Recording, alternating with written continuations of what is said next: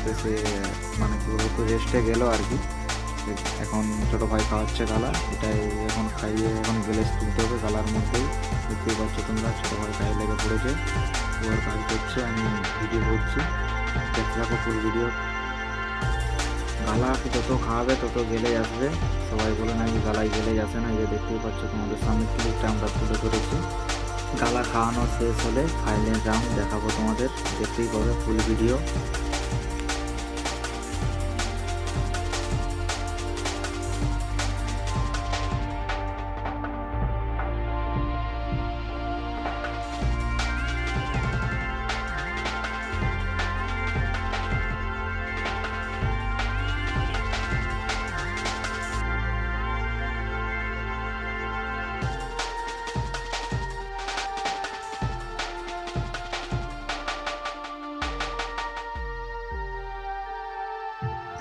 So guys দেখতেই পাচ্ছ গালা মেরে গ্যালেজ তুলতে হলো, এটা আমাদের ফাইনাল রাউন্ড আমাদের হয়ে গিয়েছে। ফাইনাল রাউন্ডটা দেখাচ্ছি তোমাদের, গ্যালেজ কিরকম কি আসছে জানাবে আমাদেরকে কমেন্টে।